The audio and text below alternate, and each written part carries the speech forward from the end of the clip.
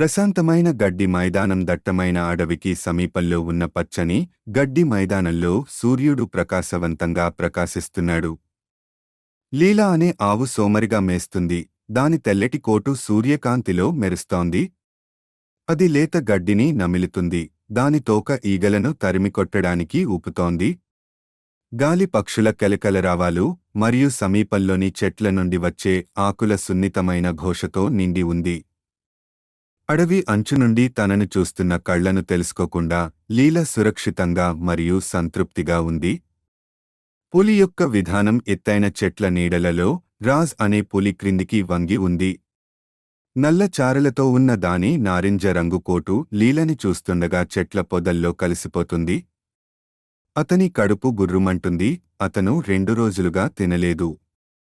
రాజ్ యొక్క కాషాయ కళ్ళు ఆవు వైపు లాక్కుంటాయి మరియు అతను నిశ్శబ్దంగా ముందుకు వంగి అతని పాదాలు అడవి నేలపై శబ్దం చేయవు. అతను నైపుణ్యం కలిగిన వేటగాడు మరియు ఈ ఆవు సులభమైన ఆహారంలా కనిపిస్తుంది. అకస్మాత్తుగా జరిగిన సంఘటన లీల తలపైకెత్తి ఏదో వింతను గ్రహించింది. పక్షులు నిశ్శబ్దంగా ఉన్నాయి.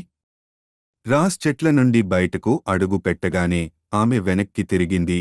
అతని శక్తివంతమైన శరీరం బిగుతుగా మరియు దూకడానికి సిద్ధంగా ఉంది. లీల స్తంభించిపోయింది. ఆమె పెద్ద గోధుమ కళ్ళు భయంతో విశాలంగా ఉన్నాయి. రాజ్ ఆమె పరిగెత్తాలని ఆశిస్తూ చిన్నగా కేకలు వేసింది. కాని బదులుగా లీల బిగ్గరగా వణుకుతున్న మూ అని పిలుస్తుంది. ఇది భయానక శబ్దం కాదు, ఇది దాదాపు పలకరింపు లాంటిది. రాజ్ అయోమయంగా ఆగాడు. అతను ఇంతకు ముందు ఎప్పుడూ వేటాడే జంతువుతో మాట్లాడలేదు. అసాధారణ సంభాషణ. రాజ్ తల వంచి ఇంకా వంగి ఉన్నాడు కాని ముందుకు సాగడం లేదు. నువ్వు ఎందుకు పరిగెత్తడం లేదు? అతను గుర్రుమంటున్నాడు. అతని గొంతు లోతుగా మరియు గర్జన చేస్తోంది. లీల కళ్ళు రెప్పవేసి, సరే, నీకు ఆకలిగా ఉంటే బహుశా మనం దీన్ని వేరే విధంగా పరిష్కరించుకోవచ్చు. సమీపంలో చేపలతో నది ఉంది అని సమాధానం ఇస్తుంది. రాజ్ ఆశ్చర్యపోయాడు. సలహా ఇస్తున్న ఆవు. అతను తన పాదాలపై తిరిగి కూర్చుంటాడు. అతని ఆకలి క్షణికంగా మర్చిపోయాడు. చేప. అతను తనను తాను పట్టించుకోకుండా ఆసక్తిగా పునరావృతం చేస్తాడు. నదికి ప్రయాణం. క్యూరియాసిటీ రాజ్పై విజయం సాధిస్తుంది మరియు అతను లీల సూచనను అనుసరించాలని నిర్ణయించుకుంటాడు. ఆవు మరియు పులి పక్కపక్కనే ఒక వింత జంట మెరిసే నది వైపు గడ్డి మైదానం గుండా నడుస్తాయి. లీల స్థిరంగా ముందుకు సాగుతుంది.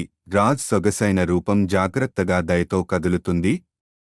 దారిలో లీల గడ్డి మైదానంలోని ఉత్తమ మేత ప్రదేశాల గురించి మాట్లాడుతుంది మరియు రాజ్ కఠినంగా ఉన్నప్పటికీ తాను వింటున్నట్లు కనుగొంటాడు. అడవి జంతువులు తమ దాక్కున్న ప్రదేశాల నుండి బయటకు చూస్తూ ఆ దృశ్యాన్ని చూసి ఆశ్చర్యపోతాయి. ఒక భోజనం మరియు ఒక వాగ్దానం. నది ఒడ్డున రాజ్ స్పష్టమైన నీటిలో ఎగురుతున్న చేపలను చూస్తాడు. వేగంగా దూకి అతను తన గోళ్లతో ఒక చేపను లాక్కొని దానిని మింగేస్తాడు.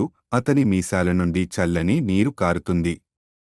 లీల సమీపంలోని కొన్ని రెల్లు కొరుకుతూ చూస్తుంది. చూశారా? నన్ను తినవలసిన అవసరం లేదు, ఆమె చిన్నగా నవ్వుతూ చెప్పింది.